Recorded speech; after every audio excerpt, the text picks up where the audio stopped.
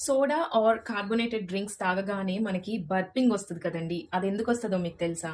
అందులో ఉండే carbon dioxide gas వలన. జనరల్ గా సోడా ప్రిపేర్ చేసేటప్పుడు హై ప్రెషర్ దగ్గర కార్బన్ డయాక్సైడ్ అన్నది ఆ లిక్విడ్ లోకి డిజాల్వ్ చేస్తారు. మనం బాటిల్ ఓపెన్ చేయగానే ఆ ఫిజీ సౌండ్ వస్తది కదా! అప్పుడు కొంత గ్యాస్ అన్నది రిలీజ్ అయిపోతుంది.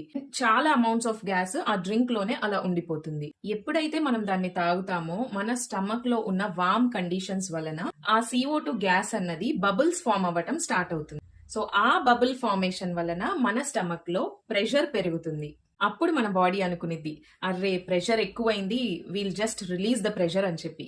అప్పుడు బర్పింగ్ అన్నది వస్తుంది. మన స్టమక్ లో ఒక స్మాల్ మజిల్ ఉంటదండి, లోవర్ ఈసోఫేగల్ స్పింక్టర్ అని చెప్పి. సో ఇదేం చేస్తదంటే ప్రెషర్ బిల్డ్ అయినప్పుడు దాన్ని రిలీజ్ చేయడానికి డోర్ ఓపెన్ చేస్తుంది. అండ్ ప్రెషర్ ఆటోమేటిక్ గా బయటికి వెళ్ళిపోగానే అది క్లోజ్ అయిపోతుంది అనమాట. సో ఇలా ఒక సోడా తాగినప్పుడు గానీ కార్బోనేటెడ్ డ్రింక్స్ తాగినప్పుడు గానీ ఆ బర్పింగ్ సౌండ్ అన్నది వస్తూ ఉంటుంది.